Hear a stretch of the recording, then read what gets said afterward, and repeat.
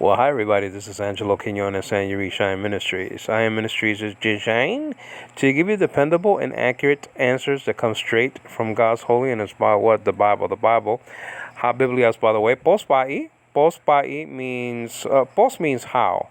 So when you have pospai, it means how are things going? How are you doing? How's it going? Like that. Um, Basically that's like a greeting, and then you have also in modern Greek yasas, yasas, yasas, and that means hello in a formal way. And then yasu will be, and it sounds like Jesus, doesn't it? But it's not. And yasu will be a greeting, a hello in an informal way to your old buddies and pals, okay, like that, people that you know. And that's just a deal. But now we are talking about, okay, John 1 1, and I see that I have something else there, okay, and okay. And so the thing is that we're looking at the full Greek construction of the Gospel of John, chapter 1, verse 1, okay? And not only that, that's the main focus, but we're dealing with every single verse that comes into a discussion when we're dealing with Jehovah's Witnesses, whether they be in Hebrew, okay, Ara, found and recorded in Isaiah chapter 53, verse 12. Also see Genesis chapter 24, verse 20, Ara. Or the Greek, okay, the Greek Septuagint, stesetai, right? Personal ending, tie, and then connecting vowel, tense formative sigma, and future tense stem. And that can defeat or reach the witnesses. Okay, so this ministry is designed to do both. It can reach you or defeat you very easily and handily in the Spirit of God, though. Okay, all right, because the letter kills, but the Spirit gives life. You understand? Now, so that's just the deal. Now, we were dealing with the prepositional phrase. This is not going to be a very large recording. I don't think it's going to be still the mega series, but my wife and baby are coming soon. My baby just 8 now. She's a year and 11 months old, actually. Her birthday is on November the 2nd, actually next month, just a few days away. God willing. And so the thing is that they might be coming back anytime soon. So, I mean, I might have to call it a day after that. It depends on how the baby's doing.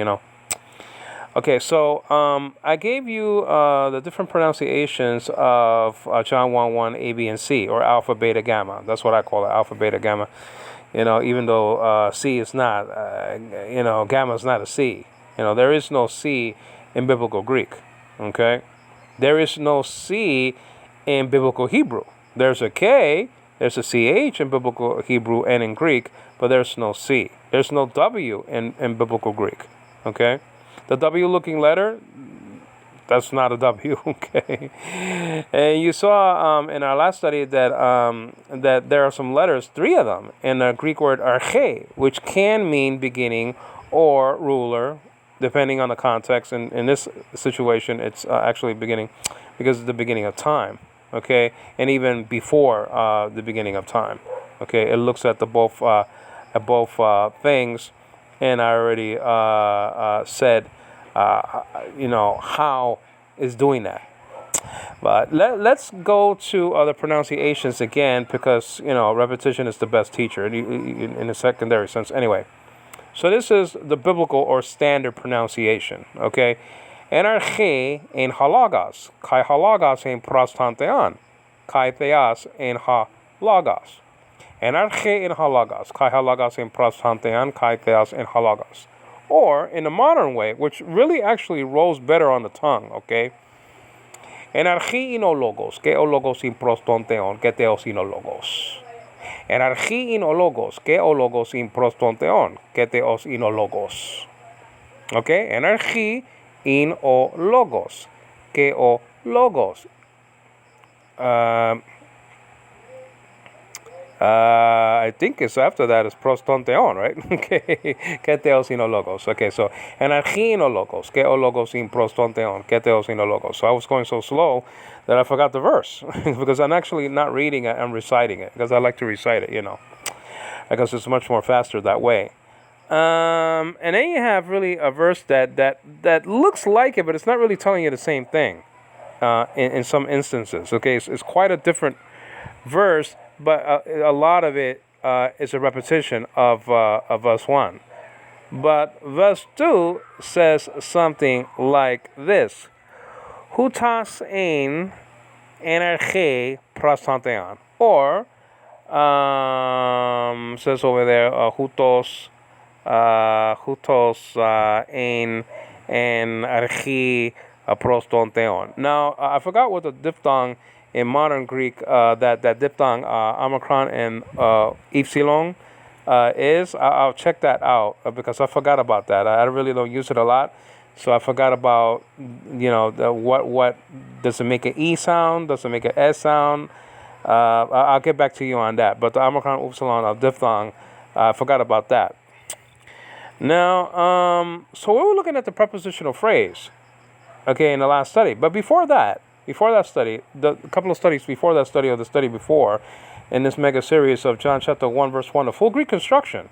So if you want to know anything about the Greek, this is your study. There's not a lot of studies like it out there. I haven't seen any study. If you punch in, okay, John chapter 1 verse 1 in Greek, you're not going to find anything unless you really scroll down and really take like a few hours or like maybe 10 hours just scrolling down. I mean, unless you're finding my stuff, you're not going to find anything else, okay? Unless somebody just made some studies fresh off the press and maybe they're there. I don't know. But if you're going to punch in, John chapter 1, verse 1, the full Greek construction, I mean, this is the only study you're going to get, basically, okay? So, I mean, hopefully that a lot of people will see it and they'll be blessed. Let's pray to the Lord. Father, in Jesus' name, we come to you. We glorify your holy name because it is great and you are great. And you are the God of Israel, the God of Abraham, Isaac, and Jacob.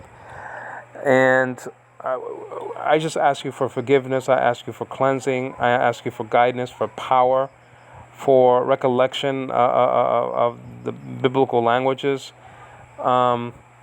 For the people that will be focused on you and your son before he became your son. And I just want people to be focused upon that, not only on the Greek, but upon the relationship that you had with your son before the foundation of the world. So I just pray that you receive my thanksgiving, that you accept this prayer, and then you do great things in this small study. In Jesus' name, amen. Well, guys, before we went into NRK in all detail, I mean, looking at the construction, looking at the prepositional phrase, looking what the preposition does, showing you the relationship between two words, logos, the relationship that logos had with arche, with beginning. What's the relationship? That's what the preposition does, okay? And so we saw the paradigm of arche. I told you how many times it's found and recorded in the New Testament, 55 times. And I mentioned that, NRK is found a few times in the Greek New Testament. And I already brought you to Genesis chapter 1, verse 1, where it says, NRK epoesen hatheas tan uranan kaitengein. In the beginning, God created the heavens and the earth. In the Hebrew, it goes something like this. Okay, Bereshit bara Elohim, Hashamayim, and then Haaretz, like that. Basically, that's in a nutshell. The Hebrew bara means to make. Okay, it's like a little bit of the asa, factor. Also means to make. The Hebrew word apoiasen in the Greek is an aorist tense, a completed action. And so the thing is that we saw that that NRK doesn't only have to do with time, okay, the beginning of created things, meaning upon this earth. And the worlds and stuff like that, and the Sombrero Galaxy and whatever, the Milky Way or whatever you want to call it. I mean, it looks upon that, but I gave you an example of a fence. and then you're on the fence, and you don't really have the permission of the scriptures to go forward too much. No, you have to be on the fence. I'm not talking about making a decision. You have to be on the fence with one foot and then the other foot on eternity. It forces you to do that. It's like a magnet on the left-hand side of the fence. Think of the fence with, or two sides of the fence. The right-hand side has to do with time, okay? The fence itself has to do with time, and separating time from eternity. And the left-hand side of the pool, let's say, if it was a pool there, it has to do with eternity, okay? So this forces you to think of two things: time, but in a bracketed sense, in a limited sense, not time throughout the eons of time, from the beginning of time all the way to the last day when Christ is going to return. No, only that time where things were made. The context says it very clearly. Pantati autu ageneto or ageneta. Through him all things emerged, right? Or things came into being. So that's the context. But since the Greek word ein is there, logos is there, it doesn't mention Jesus, it mentions logos. Now, he is Jesus now, because he took upon himself an additional nature, which I call nature 2 or nature B. But he was only God I hate to say, at that time, yes, and before that time. How about that? Okay, he was logos, only logos, looking back to that point of time, okay, Genesis chapter 1, verse 1, okay, and then before a time began, eternity was there, and logos was in it, okay? So that's why the Greek word arche and not aionios is perfect for this situation, because it looks upon it looks at the two.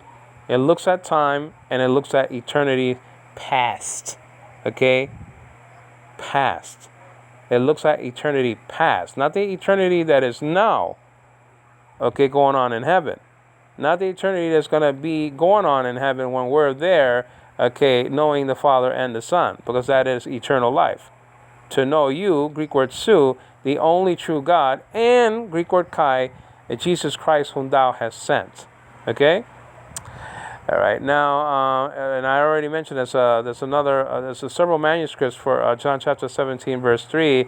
And, there is an appendix to one manuscript, the one you sent in Jesus Christ, the one who you have sent into the world. Okay? Ace is there, and then Ton Cosmon is there in that manuscript, though. But we accept, the ones that we have now, the translations that we have now coming from manuscripts that are more ancient than the manuscript that I just mentioned. Found and recorded in New Testament Greek manuscripts, edited and arranged by Reuben Swanson and forwarded by the great Greek scholar Bruce and Meska. Okay? I just go to the volume that's entitled John, and you're going to see all these variant readings on one page. I already told you about the variant readings of this. You have the L manuscript that has an extra article, okay, in John 1:1c, right in front of theos, which incidentally is in the predicate position here. And then you have, manuscript C, which doesn't really help us. It just has the prepositional phrase, and that's it. Manuscript C has a lot of problems when it comes to John. Okay, there's a lot of things missing because of the ravage of time, I guess, and things like to that effect. And you have, Papyri 66 and 75, I should say, and they confirm this verse. Okay, and archein halagos, kai halagos, and prostante and kaitas and logos. And then you have, Vaticanus and Sinaiticus confirm this. Okay, late manuscripts like the Byzantine text.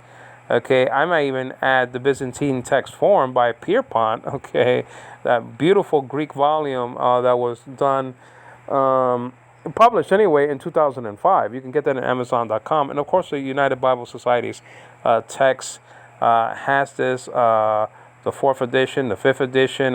All the editions. And also you have the Textus Receptus. Okay, all 30 editions or whatever it is. Okay, that confirms this verse also, but that's like that's a late you know that's a late addition. You know, so but it's still good. It's good. It's a nice text, but it's not the best text out there. Okay. And they got the Tyndale House, that Greek New Testament, that confirms this of us. Okay. And so that's just to deal with that. And don't forget, I mentioned Sinaiticus or Sinaiticus or Sinaiticus, Aleph, the Aleph manuscript, 01 manuscript, has a lot of, not a lot, but a few appellations or designations for the manuscript. That's a normal thing. Vaticanus, also known as 03, also known as the B manuscript, like in Boy, that's a Latin letter there. Those are designations for that manuscript, the 4th century, probably 4th century manuscript, along with Sinaiticus, So anyway, so this anarchy is very, very important. It's very important because it's actually killing two birds with one stone. It's talking about time that Logos was with Theos at that time of creation, proving that he wasn't created. Okay, that's really one of the main points of this text. Now, I already gave you scenarios for the witnesses that are not in the Bible to help the witnesses, okay? And, but alas, they're not in the text, and I already gave them to you, okay? Anarche, Poiesen, Hathe, Astan, Lagan, that's not there. In the beginning, God created the Logos. It's not there.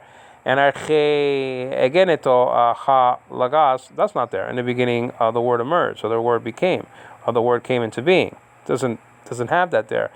Anarche and hahuias, in the beginning was the Son. That's not there. We can deal with that. There are Trinitarians that believe in the eternal sonship of Jesus. That's no problem. They don't believe that he had a beginning. They just believe that he always was the Son. I disagree with that. Okay, I'm along with Walter Martin, Dr. Walter Martin, by the way, who didn't agree with that either. So we're not the only ones. I'm not the only one that disagrees with Jesus being the Son before he was born. Read Hebrews chapter 1, verses 5 and 6, and chapter 5, verse 5, and chapter 7, verse 3, where it says, no beginning of days, no end of life, no father, apater, no mother, amater.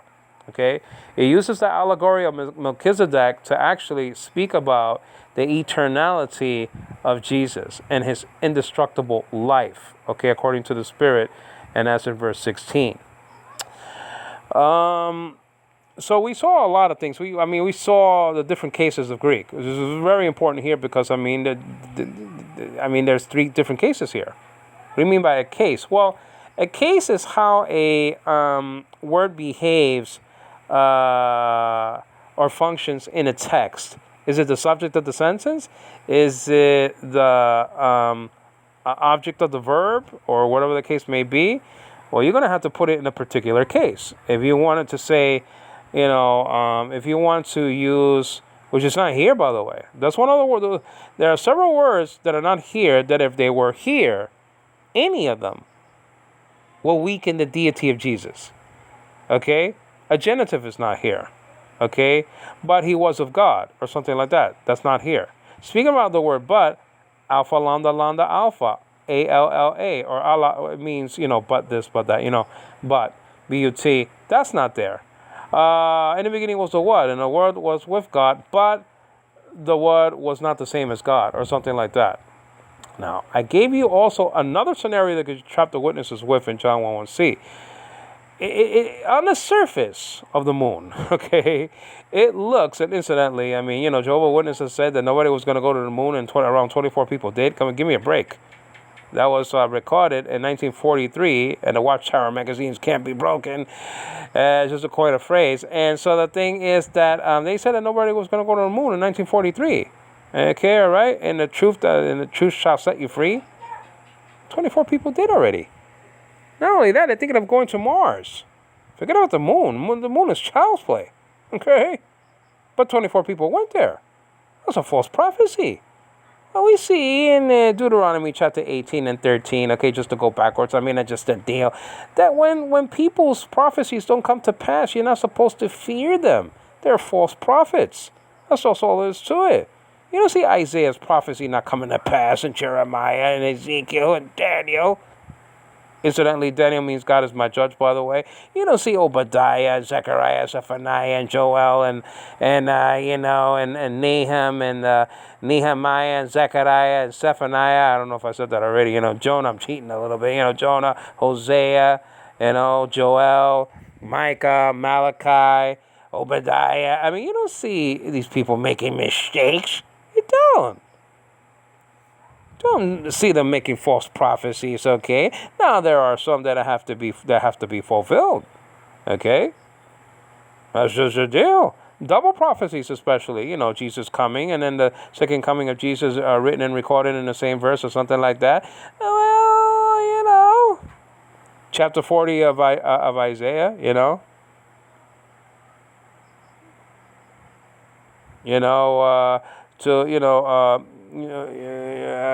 to heal the sick and stuff like that. And then he closed the book right before the judgment of the Messiah and the second coming. I mean, that's what Jesus did. He just didn't go on reading. He closed the book because it was talking about the judgment. It was talking about the second coming of Jesus. But he closed the book before that came. Okay, just reading about about the blind seeing and things to that effect, and then he closed the book. There's double prophecy in the same verse. All right, so that's just a deal. So, I mean, you can't really trust the so-called Jehovah's Witnesses, though. You can't. Magic wheat and corn. The Great Pyramid of Egypt is on par with the Bible. It's filthiness. It's a crime. Magic wheat and corn. A worldwide tour. It's like Gilligan's Island all over again. It's like Ginger and Marianne, the Skipper, Mr. Howell. It's like Lovey. The professor, Marianne and Ginger, it's the same thing.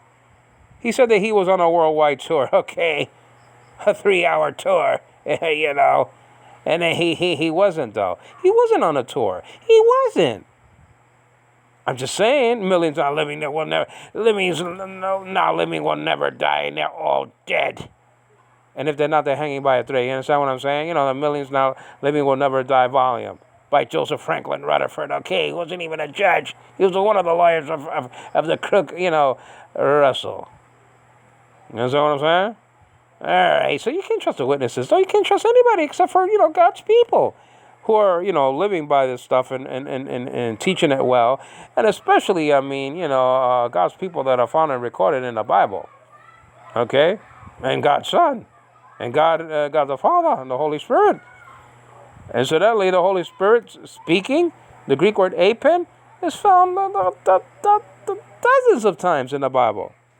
Especially the Acts of the Apostles. I mean, it's peppered with it. Okay, chapter 1, chapter 8, chapter 10, chapter 11, chapter 13, chapter 16, where it says the Holy Spirit said something. Okay, all right, chapter 16, I think I said that already. Chapter 20, chapter 28, and I've skipped a couple of chapters. I'm giving Jehovah's Witnesses a break. Okay, and see a whole bunch where the Spirit says to the churches, okay, in Revelation chapter 2 and chapter 3. Okay? 3 times in chapter 2 and 4 times in chapter 3. And I'm not even finished. There's a whole bunch of other passages that says apen. Okay, the Greek word for shed. Okay, all right. Probably amer in Hebrew. Now, so we saw the preposition of phrase. This is absolutely essential. What was the object of the preposition? Arche. What was the preposition? In. And what's the prepositional phrase in arche? Does it need an article? No. Doesn't need an article. Okay? Now, let me get to the book of Romans. I'll prove this to you. I'll absolutely prove it. Okay? With the Greek rho, All right, let's check it out. Let's go to chapter 1 and verse 7 here. All right, and that's just the deal. We have to do it in the Greek because the thing is, in the English, it doesn't have it either, the article. I mean, it's just in the Rome. So it's basically the same thing that the Greek is doing. This is verse 7 over here. Let me see if I can see Chromie. Let's see. I see Christ titled there. Where is it though? That's verse 8 though. Chrome. Where's the prepositional phrase? Okay, so there it is right there. I skipped it. Right there. It's in the middle of your screen. Okay, it's right. It's the third line below the 7. Okay, that's the N right there. Looks like Ev. It is not. That's an N in Greek. The V looking letter is not a V in Greek, either biblical or modern. The modern pronunciation. The V looking letter is not a V. It's an N, like in Nancy. So it's N. Okay, and then you have the P looking letter, which is not a P. It's an R in Greek. It's the Ro. Then you have like an open quote. Doesn't it look like that before the letter? Well, that's not an open quote. That's actually a rough breathing marker. What is rough breathing? It's telling you. The rough breathing marker telling you right here. Well, it's telling you to pronounce the letter with an H sound. So it's chra. Okay? And that's just the deal. So in Romi, W looking letter is not a W. It's an O with a cute marker on that syllable. So okay, and then you have the mu or the M, and then you have the eta, which is the E class, like in the word they, and that little tiny I written underneath it. The baby's over there, hon? Oh, okay, good. So so that's just the deal. So over here, it doesn't have the article te. Now te will be the article. Remember that I said that this word, okay, what is it? Achrome. The eta is in eta nowadays. Nowadays, it's just, it's just a different sound.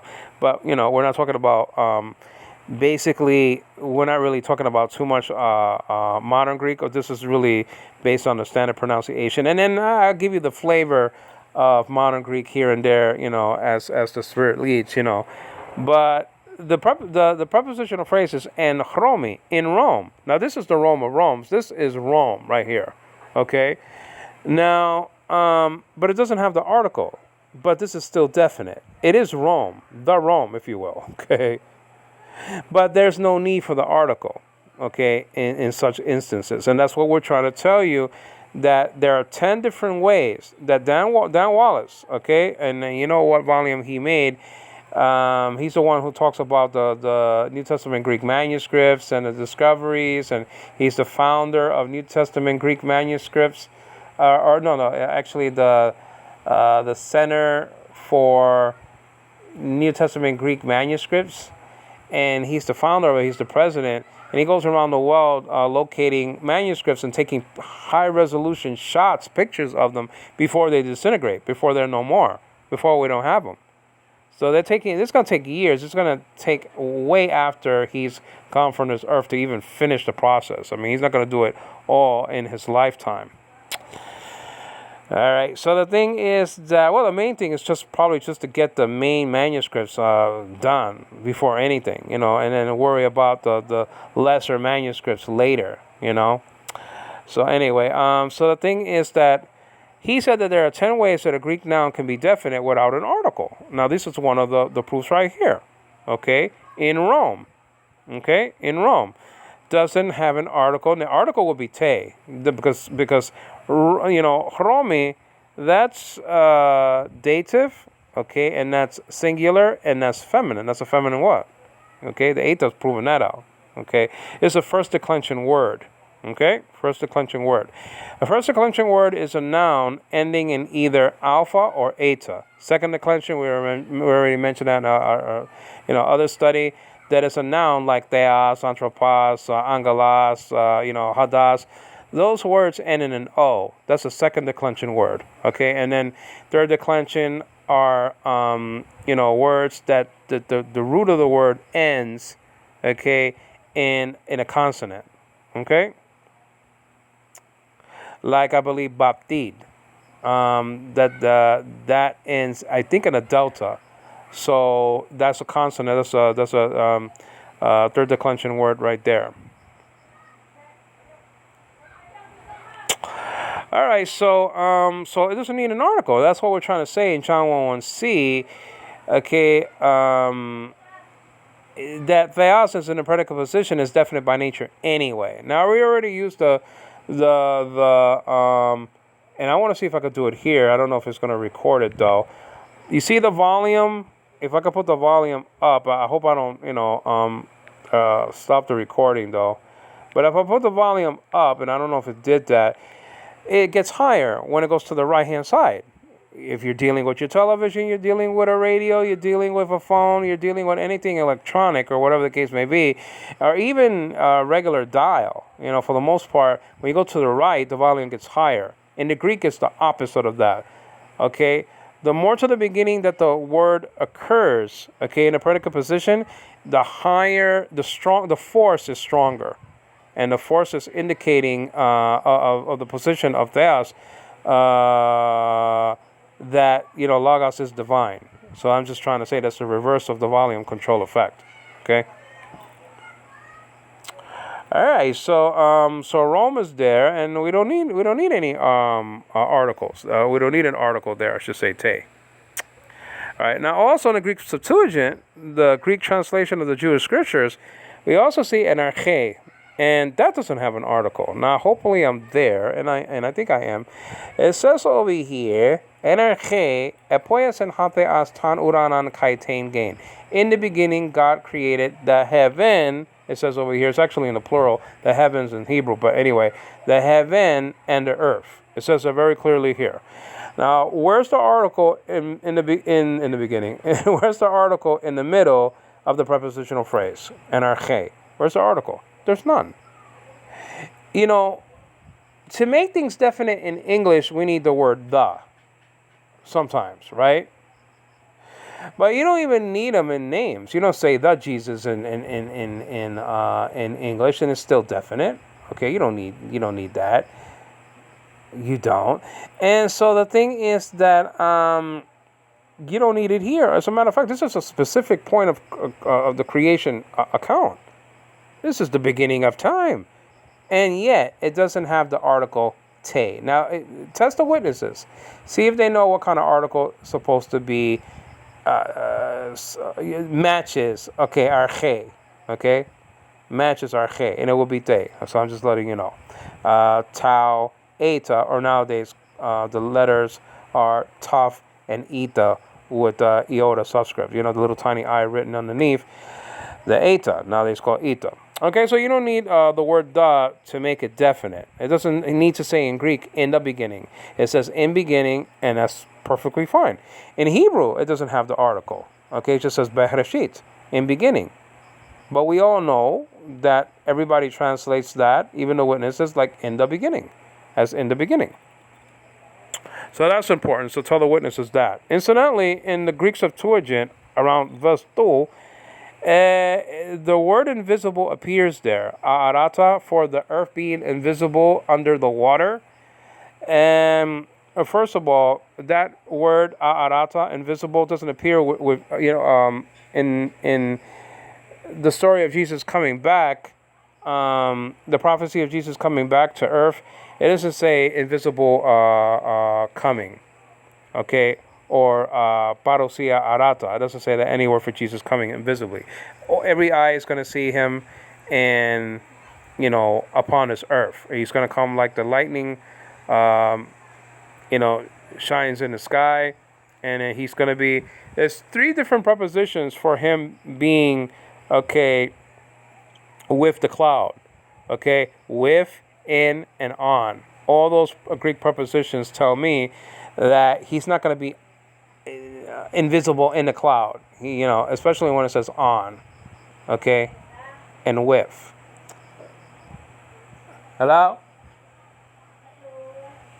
Tita Grace? Is that Tita Grace, hon? She can come inside. Okay, so, hello. Oh, okay. It's in the bathroom, there.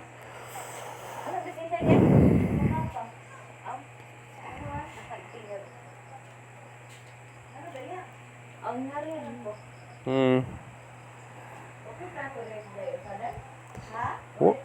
Somebody's visiting. Sorry about that, guys. Let me just pause it.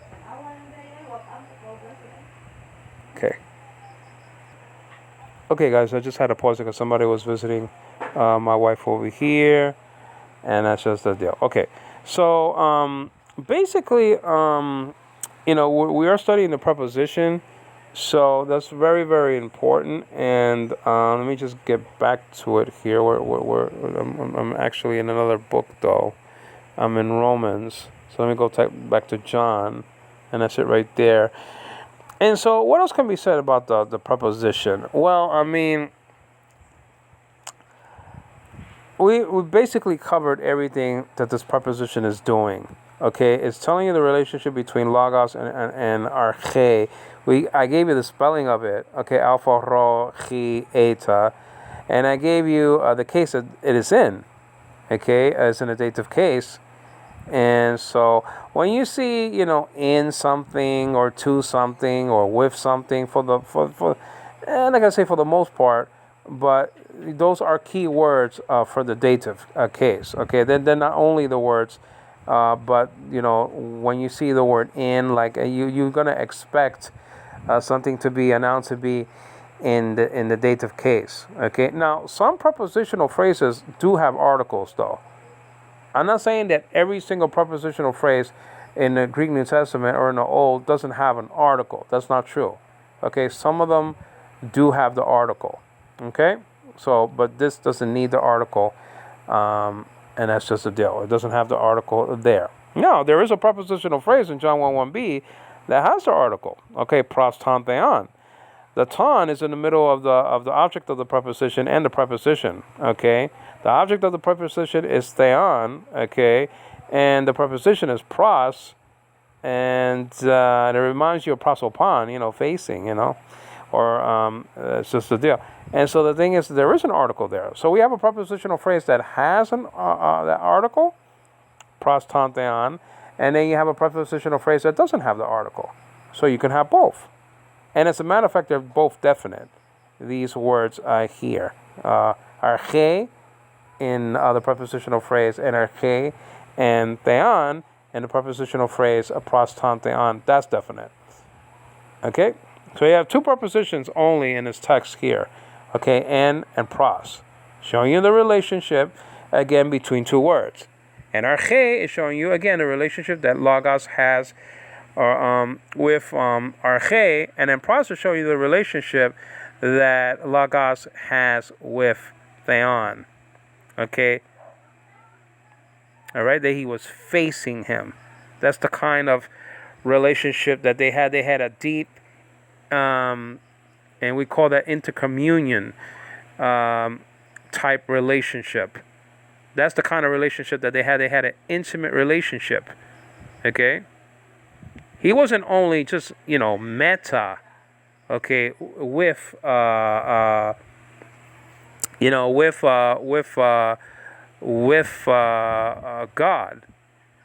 but he was pros. He was facing, okay, God in the most intimate personal relationship conceivable, no pun intended. Okay, that's why pros is used and not meta. As a matter of fact, though, that's my thought. Also, again, I want to mention there's no Tina in John 1:1b. What do you mean by Tina? Well, Tina has to do with a subordination or something like that, There's no Tina here. So remember, like Tina Turner, what's love have to do with it or something like that? Or what's the other one that I was listening to this morning when I got up? I was listening to what love has to do with it. What the other one is, you're simply the best. So remember Tina Turner. I'm not a Tina Turner fan. But I'm just saying, I was hearing that, I was hearing those songs, and the Greek word Tina reminds me of what? Tina Turner. Of who? I should say Tina Turner, because the thing is that the Tina, like that. So you can remember it like that, Tina Turner. Tina is not in the text, okay, which has to do with submission or subordination or whatever the case may be. That's not in the text. Allah, that's not in the text. It means but, B-U-T, alpha, lambda, alpha. That's not in the text, okay? In the beginning was the Word, and the Word was with God, but the Word wasn't God. That's not here, okay? The Greek word haste is not here. You could translate that maybe into a. Mouse says in his. He doesn't really get into it. He lets us do that. The debate with the witnesses. Now he can do that very eloquently, but he doesn't do that in his Greek lectures. He lets he just teaches the Greek, and he lets us actually go up against the witnesses in great detail. And he could do it also, but I'm just saying he that's not his ministry. His ministry is to teach the Greek, but if he had to do it, he could do it. And he said that Hayes, he actually told us, right? Me in an indirect way. I mean, I wasn't in the class, so I looked at it in the video series, and so I guess that's the dative case, indirect, but the thing is that to Angelo, to Angelo, in an indirect way. But the wonderful thing about heaven that we will get to meet these people, and they'll get to meet us. I mean, the last shall be first, and the first shall be last, right? So that's a beautiful thing. That's a wonderful thing, that the hope that we have, I mean, the witnesses don't have. Okay. I mean, that's just all there is to it. They're not going to see their children again. They're not going to see their mothers again. They're not going to see their fathers again. They're not going to see their brothers, their sisters. No one. What kind of hope is it? It's a pseudo religion or a pseudo cult. It's just a lie packaged up in fatness. Okay. Now, so yeah, two prepositions here, and then in Hebrew it's actually im. Right, for with, and then be, I believe it like that. Be, I have to look at it. The maybe the schwa underneath it. Maybe there's a schwa underneath it like that. But anyway, be is a preposition that means in, there, in the prepositional phrase in Hebrew bereshit, and the whole thing is actually bereshit haya hadabar. Vahadabar haya im ha Elohim wa Elohim, or va Elohim really doesn't make a difference to me. Haya hadabar, okay? It doesn't really make a difference to me if you say the word and in Hebrew, va or wa. I mean, it's just different strokes for different folks. Wa is more ancient. Va or ve is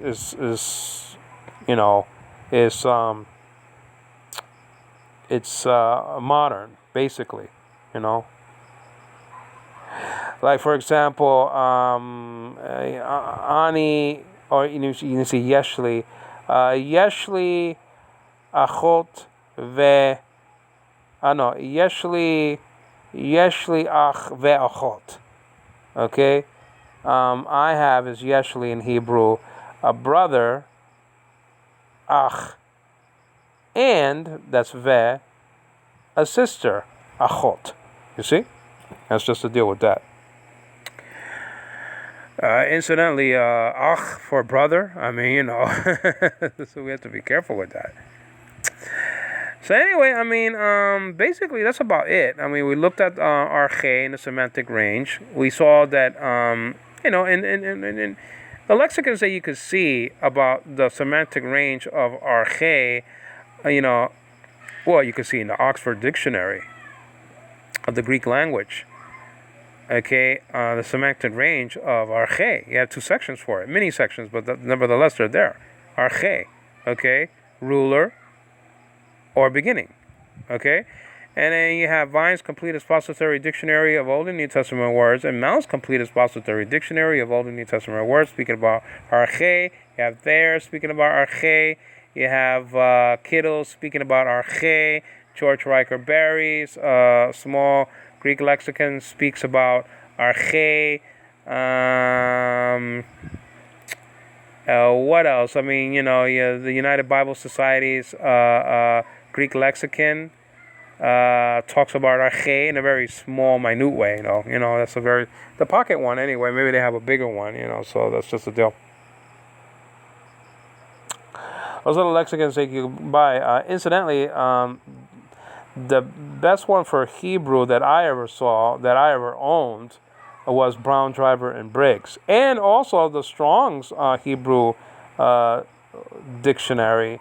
It's like a very tall, flat lexicon, but man, it really does the job. It really does the job. It's a great. You can see it on Amazon.com. It has a picture of a manuscript on the cover, and it's like long and sort of gloomy looking, but it's very nice lexicon though.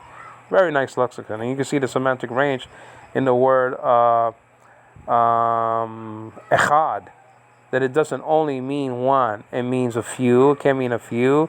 It can be altogether 11. It has a large semantic range. I call it semantic pool. Like you shoot pool like that. Like you jump in a pool. That's the deal. Well, so that's just the deal. And the next word, I should say rather, is the Greek word ein, and we will look at that in our next study, because that word, it really is telling you the eternal, continuous subsistence of logos or logos. Do not say logos. I know that a Greek letter, and if there's two of them, in a what can actually be pronounced in a different way. I understand that. I think the alpha does that, right?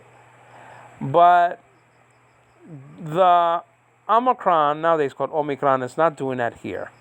The acute marker, and it's like a marker, and go to the word logos for now, okay? And that's on the second line. Remember that there are, let me check this out. Let me, wait for a second. Let me just press cancel, because then I'm going to cancel the recording. I hope I didn't cancel the recording. Okay, still recording. Go to the second line, okay, below the number 1. And you're going to see, like, on the third letter, remember you read Greek from left to right, you're going to see like an incomplete capital A. That is a capital L in Greek, okay? You have a Hebrew L, lamed, right? Like in Elohim. And then you have a L in Greek. This is capital lambda, sometimes pronounced lambda, This is an L in Greek. It looks like an incomplete capital A. It doesn't have the, an A has a line in the middle, right? This doesn't have that. It's not an A. Okay, this is a capital L. It looks like an A, but it's a capital L. Believe me. And then you have the Omicron after that, and then you have gamma, sometimes pronounced gamma, and then you have Omicron final sigma. But and the acute marker is important, okay, and you have one in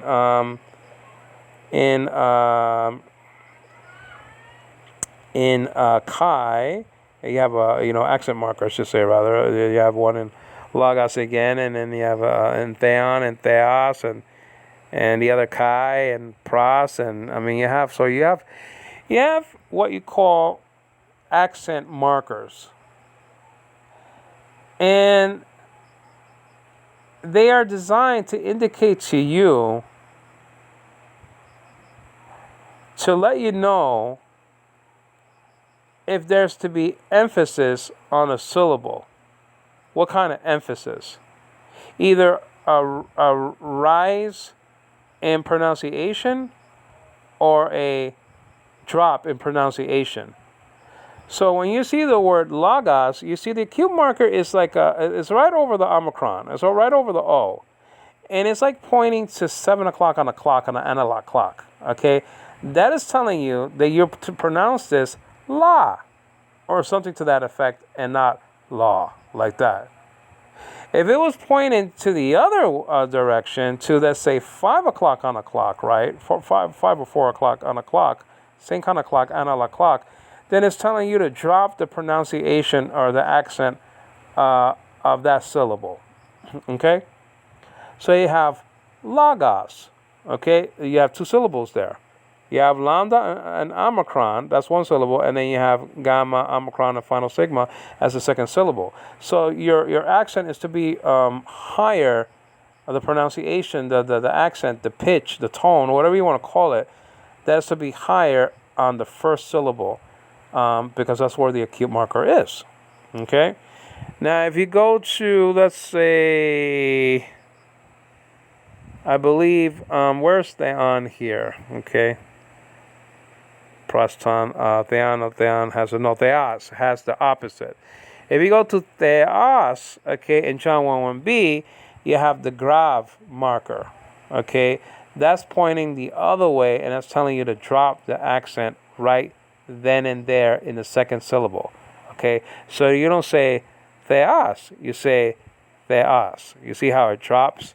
So it's just an acute marker over the word logos, and it appears 3 times here in this text. Remember, there's 17 Greek words.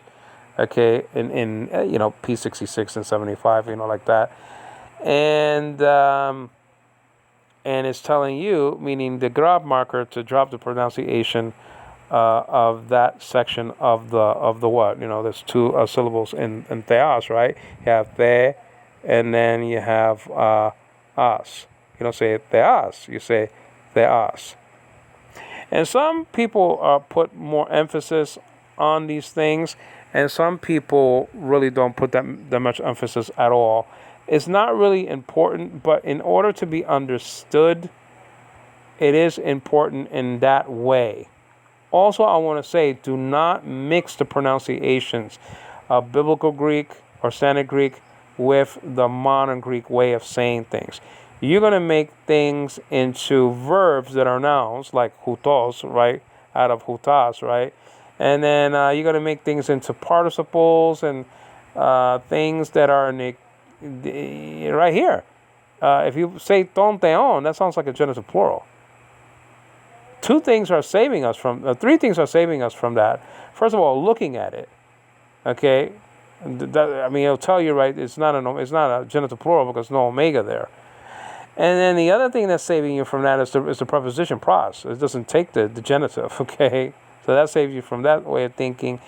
And also, it saves you for that way of thinking if you know the statistics. Okay, ton teon is not found in the New Testament anyway. Okay, says the book of Jesus as God by Murray J. Harris. It's a great book.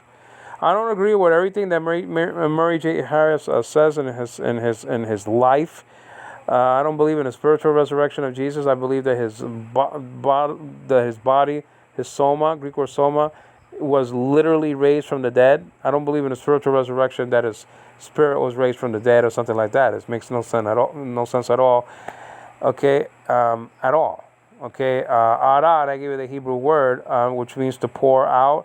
Was the same in Isaiah chapter 53 verse 12. It's the same word found and recorded for Rebecca pouring the water out of the jar. The water still existed.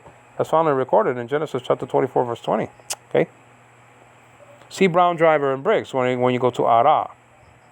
And I think Ara is spelled out like Aleph, maybe with the kamets, and